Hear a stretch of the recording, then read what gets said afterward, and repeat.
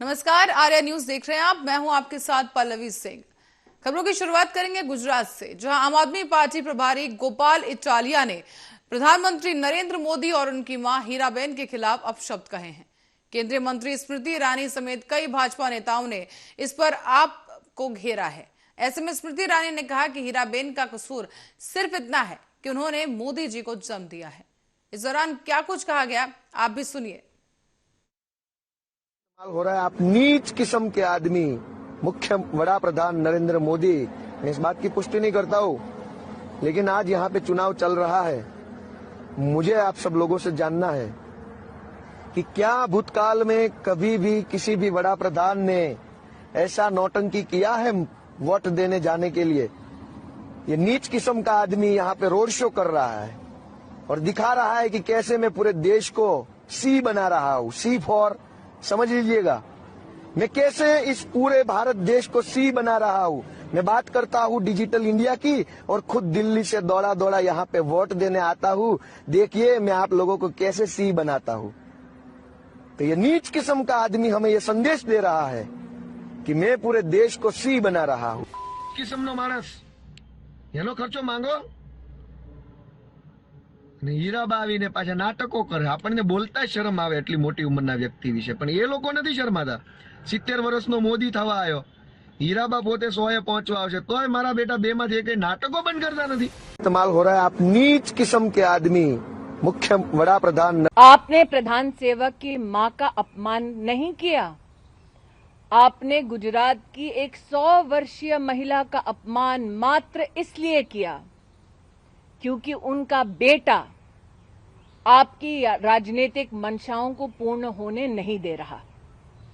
मैं अरविंद केजरीवाल जी से साफ आज कहना चाहती हूं, शब्द कम पड़ते हैं आक्रोश को व्यक्त करने के लिए, लेकिन गुजरात और गुजराती आम आदमी पार्टी को न्याय दिलाएगा और आम आदमी पार्टी गुजरात के चुनाव में ध्वस्त होगी। ये संकल्प गुजरात और गुजरातियों का है। और ये कहावत तो आपने सुनी होगी कि कोई करे अपराध फल पावे कोई। और ऐसा ही एक मामला औरैया जनपद में सामने आया है, जहां पर खनन माफियाओं के बारे में जानकारी पुलिस को देना ग्राम प्रधान को भारी पड़ गया। यहाँ खनन करने वालों को कानून का भय होना चाहिए, लेकिन इसके विपरीत ही पुलिस को खनन की जानकारी देने वाला प्रधान परिवार खनन माफियाओं से खौफजदा है। आपको बता दें, ग्राम प्रधान ने सूबे के मुखिया योगी आदित्यनाथ से खनन माफियाओं से बचाने के लिए मदद की गुहार लगाते हुए अपने दरवाजे पर पर्चा चस्पा किया है।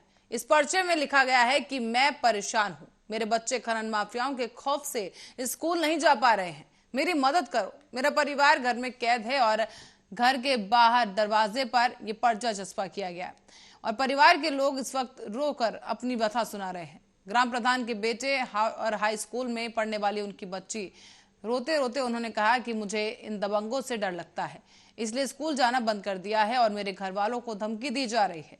ये भी बताया कि कसूर बस इतना था कि मेरे पापा ने पुलिस की मदद की थी। क्षेत्र के अंतर्गत ग्राम सेदपुर सरैया में पुलिस लाइन की जमीन पर अवैध खनन के संबंध में पूर्व में एक मुकदमा पंजीकृत किया गया था, जिसमें आरोपी द्वारा शक के आधार पर प्रधान के साथ में मारपीट की गई थी और उसके तत्काल मुकदमा पंजीकृत करते हुए उसमें से 4 लोगों को गिरफ्तार कर जेल भेजा गया है। इसके बाद आज प्रधान द्वारा जो है अपने हैंडराइटिंग में लिखकर दरवाजे पर धमकी के संबंध में चस्पा किया गया, जिसमें तत्काल पुलिस पर मौके पर पहुंचा और जांच की गई। इसमें इस संबंध में कोई तथ्य प्रकाश में नहीं आए हैं, फिर भी पुलिस सुरक्षा के दृष्टिकोण रखते हुए लोगों को वहाँ पे पाबंद किया गया है और सुरक्षा के दृष्टिकोण रखते हुए पिकेट लगा दी गई है। हमारे एग्जाम चल रहे हैं, हम डर की वजह से स्कूल नहीं जा पाते हैं क्योंकि उन्होंने धमकी दे रखी है कि हम सबको मार देंगे, तुम में से कोई नहीं बचेगा। और मेरे पापा को भी बहुत मारा। क्या नाम है आपका? निधि। किस क्लास में पढ़ते? 11। स्कूल नहीं जा रहे हैं? जा रहे थे, लेकिन अब डर की वजह से कहीं नहीं है। मेरे भाई भी नहीं गए हैं स्कूल, कोई नहीं जा पा रहा है। क्यों? सब साइकिल से जाते हैं। वो डर क्यों लग रहा है? क्योंकि उन्होंने धमकी दे रखी है, हम किसी को नहीं छोड़ेंगे, सबको मार देंगे। कौन लोग हैं? हैं। के लोग हैं, पुत्तीलाल, पचोले, मुल्ले, ये लोग इलीगल काम किया है। तो मेरे पापा ने तो पुलिस की हेल्प की थी कि और पुलिस हमारी मदद। और इस वक्त अयोध्या की ओर रुख करेंगे जहां से एक बड़ी खबर सामने आ रही है। इस बड़ी खबर से आपको रूबरू करवा दें जो अयोध्या से है। यहां पर 2 दिवसीय राम मंदिर निर्माण समिति की बैठक शुरू हो गई है। अयोध्या में 2 दिवसीय बैठक शुरू हुई है जहां राम मंदिर निर्माण समिति के चेयरमैन मौजूद हैं और चेयरमैन नृपेंद्र मिश्रा की अध्यक्षता में ये बैठक की जा रही है। इस बैठक में राम मंदिर निर्माण का 45% कार्य पूरा हो चुका है।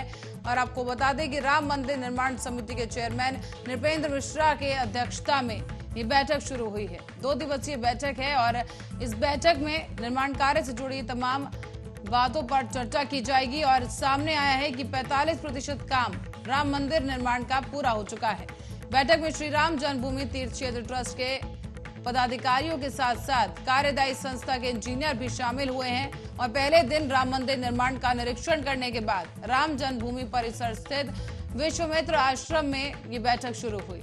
राम मंदिर निर्माण का 45% कार्य पूरा हो चुका है और भूतल में मंदिर के साथ बनाए जा रहे नृत्य मंडप, रंग मंडप और गुण मंडप, सिंह द्वार और 2023 दिसंबर तक ये पूरा निर्माण कार्य पूरा हो जाएगा।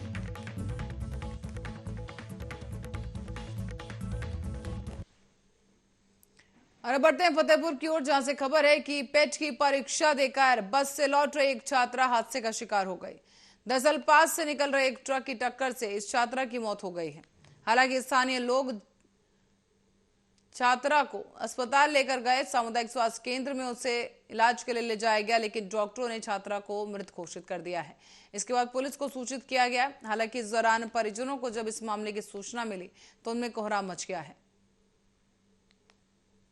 ये पेट का इम्तिहान देने गई थी। फिर बस में रास्ते से आ रही थी तो उसी रास्ते में बस ड्राइवर की लापरवाही से एक्सीडेंट हो गया। बेटी हमारी बस में खत्म हो गई। हॉस्पिटल लाए थे? हॉस्पिटल लाए? हाँ, जब मैं अस्पताल में तो वहाँ बस में ही खत्म। वैश्विक भुखमरी सूचकांक 2022 को लेकर 121 देशों की रैंकिंग की सूची जारी की गई है। इसमें भारत का नंबर 107वां है। और इसके बाद अब विपक्ष की ओर से बीजेपी सरकार के खिलाफ जुबानी हमले तेज हो गए हैं। इसी क्रम में बसपा प्रमुख मायावती ने भी बीजेपी सरकार पर निशाना साधा है। मायावती ने ट्वीट के जरिए ये निशाना साधा और लिखा कि रुपए का अनवरत अवमूल्यन, विदेशी मुद्रा भंडार में कमी और चरमराती अर्थव्यवस्था, बदतर भूख सूचकांक समेत विश्व संगठनों के द्वारा भारत संबंधी नेगेटिव रिपोर्ट के बीच अमेरिकी अखबार में भारत विरोधी विज्ञापन और चिंताजनक हालात पैदा कर रहा है। इसी का खंडन नहीं किया जा सकता बल्कि सही समाधान जरूरी है। केंद्र सरकार ने कहा कि वैश्विक भूख सूचकांक 2022 में भारत को 107वां स्थान मिला है और इस स्थान पर रखना देश की छवि को नुकसान पहुंचाता है। एक राष्ट्र जो अपनी आबादी की खाद्य सुरक्षा और पोषण संबंधी आवश्यकताओं को पूरा नहीं करता, उसके रूप में इसकी छवि खराब किए जाने का निरंतर प्रयास किया जा रहा है।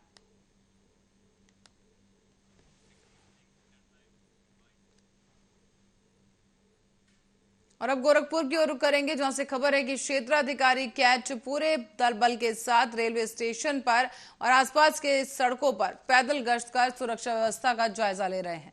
बता दें कि 2 दिन यानी 15 और 16 तारीख को पीईटी की परीक्षा हो रही है और आज परीक्षा के पहले दिन गोरखपुर में परीक्षार्थियों की भारी संख्या में भीड़ देखने को मिली।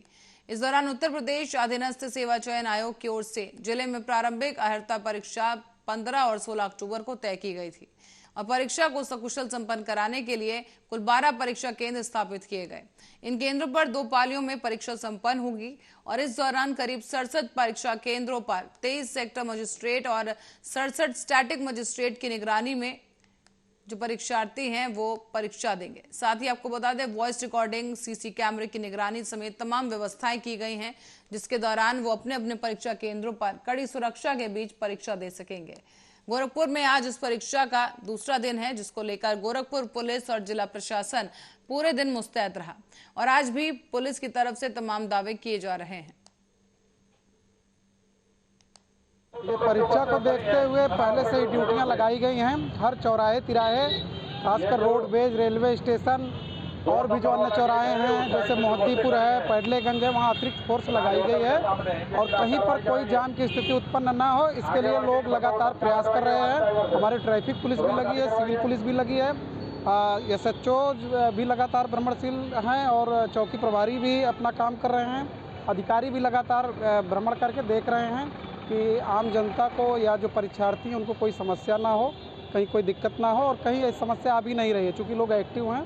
और जौनपुर में निकाय चुनाव को लेकर भाजपा के चुनाव प्रभारी राज्य मंत्री दयाशंकर मिश्रा दयालु ने भाजपा पदाधिकारियों संघ के साथ बैठक की। इस मौके पर चुनाव प्रभारी दयाशंकर ने कहा है कि लोकसभा का सेमीफाइनल मानकर पूरी ताकत लगाएं और वार्ड के सभी नगर पालिका अध्यक्ष की सीट भी इस बार भाजपा जीतेगी। लोकसभा चुनाव से पहले ही निकाय चुनाव सबसे बड़ा चुनाव है और इससे नतीजा जो निकलेगा वो काफी अहम होने जा रहा है और इसीलिए इन नतीजों से जनता में संदेश जाएगा। लिहाजा इसमें वार्ड से लेकर निकाय प्रमुख के पदों पर जीत हासिल करनी जरूरी है। राज्य मंत्री दयाशंकर मिश्रा ने यह भी कहा कि दीपावली के पर्व को देखते हुए खाद्य सुरक्षा औषधि प्रशासन के द्वारा मिलावटी जो भी सामान बेचे जा रहे हैं उसको लेकर भी पूरी तरीके से सक्रियता बनाए रखें। अगर कोई भी ऐसा करते हुए पाया जाए तो उसे सख्त से सख्त सजा दिलाई जाएगी और जेल भेजा जाएगा। उम्मीद के तहत ही तो बैठकें हो रही हैं और निश्चित इस बार ऐतिहासिक परिणाम पाने के लिए उत्तर प्रदेश में यही एक ऐसा विषय है जिसमें अभी बहुत सारी जगहों पे कमल खिलना बाकी है, जिसमें विशेषकर जैसे जौनपुर है तो जौनपुर में भी पिछले लगातार दशकों से पार्टी ने इस बार ऐसी तैयारियां किया है। सारे जिलों में एक मंत्रियों को, जहां निकाय है नगर निकायों में 2-2 मंत्रियों की टीम बनाया है और संगठन को इस बार जिस तरीके से जिम्मेदारियां सौंपी गई हैं, जिस तरीके से बैठकें हो रही हैं, इस बार कोई भी ऐसा नगर पालिका, कोई भी ऐसी नगर पंचायत, कोई भी ऐसी नगर महापालिका और नगर निगम, संपूर्ण उत्तर प्रदेश में परचम इस बार भारतीय जनता पार्टी। शुरुआत करते हैं लखनऊ से, जहां महिला ने महंत और मंदिर के पुजारियों पर गंभीर आरोप लगा दिया है। इस महिला ने आरोप लगाते हुए महंत और पुजारियों पर गैंग रेप करने का आरोप लगाया है। खाने में नशीला पदार्थ खिलाकर बेहोशी की हालत में इस महिला से रेप किया गया। अब महंत से बताने पर मिली जानकारी के अनुसार ये महिला उसे जान से मारने की धमकी दी जा रही है।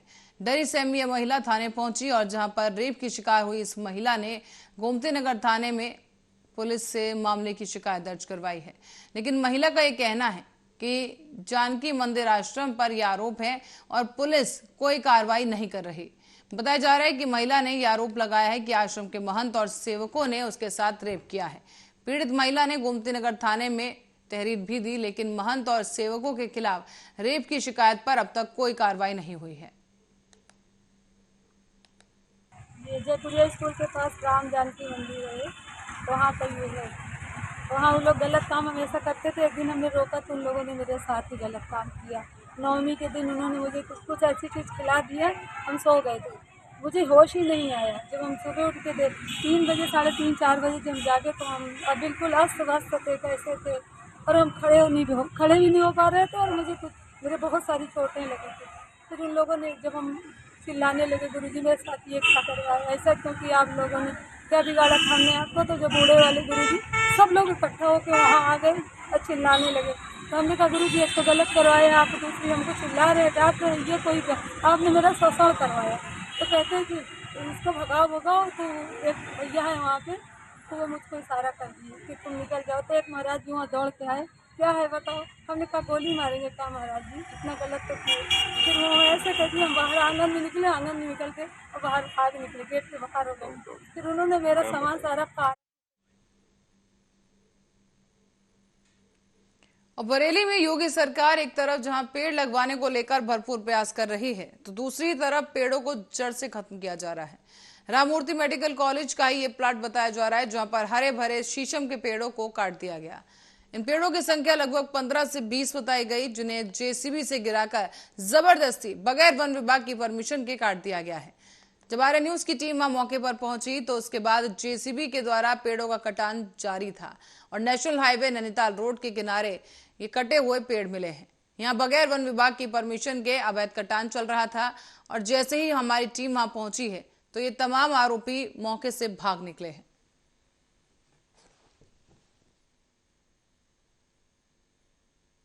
हम मौजूद है थाना बरेली के थाना भोजपुरा क्षेत्र में, जहाँ पर आप देख सकते हैं कि शीशम के हरे भरे पेड़ की काटे जा रहे हैं। मैं दिखाना चाहूँगा बस देखिए ट्रैक्टर में लगकर जा रहा है। ट्रैक्टर जो इसलिए जाने वाला है, हमने जो कैमरा खोला है, कैमरा खोल के ट्रैक्टर जो भागने लगा है, क्योंकि सारे पेड़ कटे हुए हैं।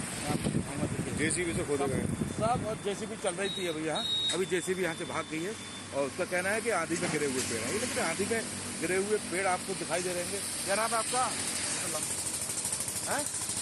इसकी परमिशन कराई थी? कौन है? हम तो लेबर वाले हैं। जेसीबी चल रही थी ना, लेबर वाले तो हो ना, जेसीबी चल रही थी। हमें नहीं वाले हम।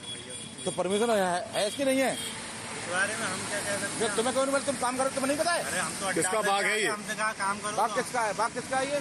बाग हमें तो देखिए बड़ा सवाल है, सबसे बड़ा सवाल है इनका। कहने का मतलब ये है कि हम अड्डे से आए, लेकिन अड्डे से नहीं आया हुआ बंदा है ये, अभी जेसीबी से आया हुआ है। सबसे बड़ा सवाल तो ये है कि यहाँ वन विभाग की बगैर परमिशन के, बगैर अनुमति के ऐसा काम किया जा रहा है। ऐसा में एक मेडिकल कॉलेज यहाँ बराबर में है और उसी का ये शायद कार्य हो रहा है। ये बताने वाली बात है। SRMAT का ही प्लाट है ये, देखिए वहाँ एक बोर्ड भी लगा हुआ है।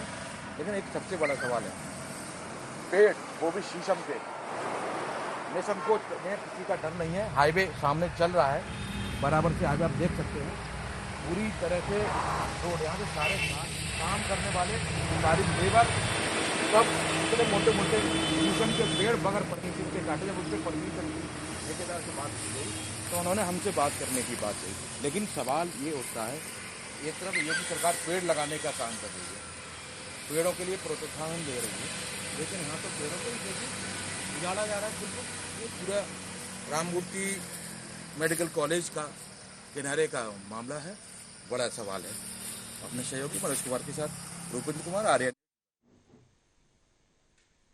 और उत्तर प्रदेश के मिर्जापुर में गंगा नदी में सीखड़ में तैरता हुआ एक पत्थर मिला है। आपको बता दें कि पानी में तैर रहे पत्थर को मंदिर में रखकर ग्रामीण पूजा अर्चना कर रहे हैं। चुनार तहसील क्षेत्र के सीखड़ में गंगा में पानी में तैरता हुआ ये पत्थर मिला, जिसके बाद से ही इलाके में सनसनी फैल गई है। आपको ये भी बता दें, गंगा स्नान कर रहे लोगों के पास तैरता हुआ ये पत्थर पहुंचा और कौतूहल बस पत्थर को निकालकर गंगा के किनारे पीपल के पेड़ के नीचे रख दिया गया है। इसकी सूचना गांव वालों को मिलने पर पत्थर को चमत्कारिक मानकर अब उसकी पूजा अर्चना की जा रही है। ये बहकर आ रहा था, लोग स्नान कर रहे थे, टकरा गया, पत्थर हाथ में लिए, ले आकर के पीपल का वृक्ष और रख दिए। तो हमको खबर लगा, मंदिर में हम पाठ कर रहे थे, खबर लगा तो हम रामेश्वर चूँकि गए हैं, तो वहाँ पर हमने देखा टप में दर्शन करा रहे थे लोगों को जनबा।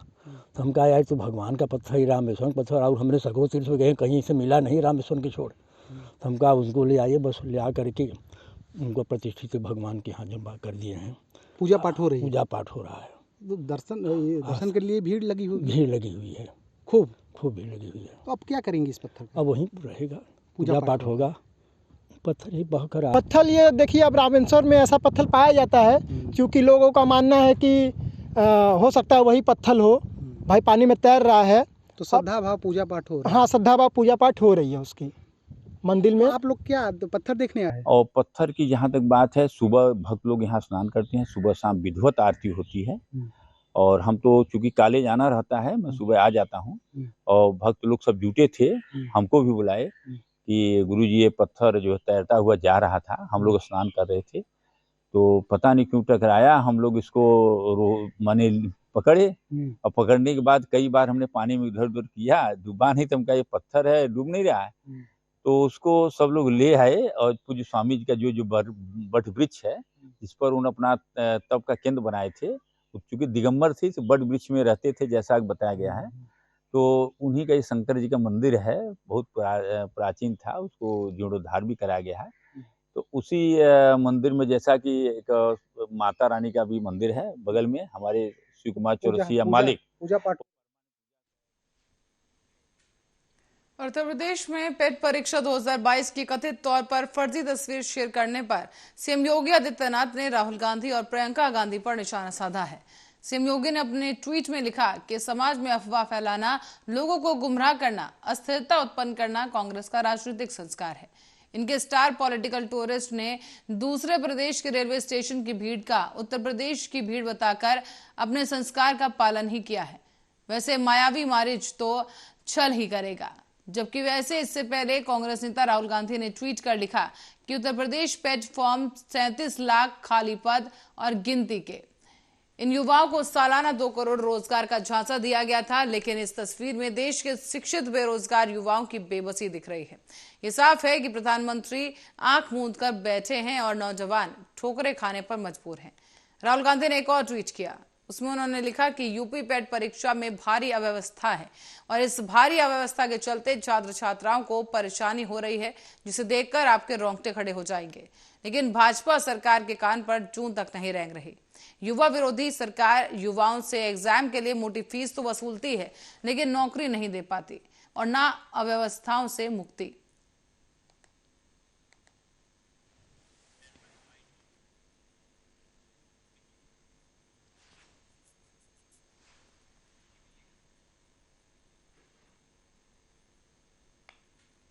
कानपुर देहात की ओर रुख करेंगे, जहां से बड़ी खबर आपको बता दें कि दीपावली में कुम्हारों के हाथों से बनाए हुए दीपकों से जहां घर रोशन होता है, तो वहीं कुम्हारों की जिंदगी में अंधकार ही है। कुम्हारों को मिलने वाली योजनाओं का अधिकारी पलीता लगा रहे हैं और कुम्हार कह रहे हैं कि सरकार की जो योजनाएं हैं वो उन तक पहुंच ही नहीं पाती। इन योजनाओं का लाभ उन्हें अधिकारियों के द्वारा नहीं मिल पाता है, बल्कि वो तमाम जो धनराशि होती है वो भी अधिकारी हड़प जाते हैं। जरूरतमंद को इलेक्ट्रॉनिक चाक दिए जा रहे हैं, लाभार्थी को बुलाकर फोटो खिंचवा दी जाती है, लेकिन उसके बाद शासन इन्हें खाली हाथ घर भेज देता था।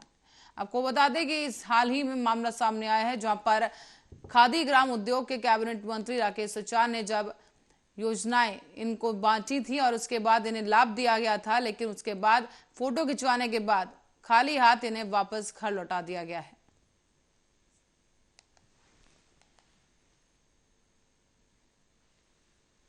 बिक्री तो बहुत कम है, हो चुकी है। मट्टी भी नहीं मिलती है और मट्टी का पट्टा हिला हुए हैं और सरकार की तरफ से तो हिला हुए हैं, लेकिन इनको कुछ नहीं मिलता। सब सरकार के सब कायदार हैं अफसर लोग।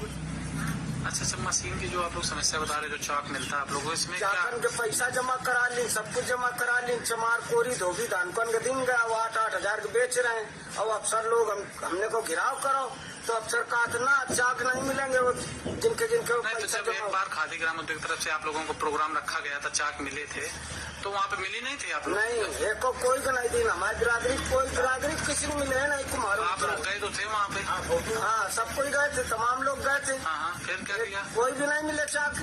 हमारे मोड़ पे रखा के फोटो उतार लें, काले रखो चाक, पहले काले चलाओ फिर काट रखो चाक, बस फोटो उतार के सब अफसर लोग न सब। और इसी खबर के साथ ही बुलेटिन में फिलहाल के लिए इतना ही। बने रहे हमारे साथ, देखते रहे आर्या न्यूज।